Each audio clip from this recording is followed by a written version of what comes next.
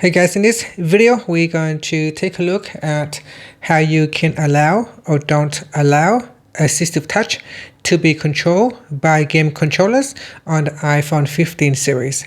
First, let's go back to the home screen by swiping up at the bottom of the screen. And on the home screen, tap on Settings.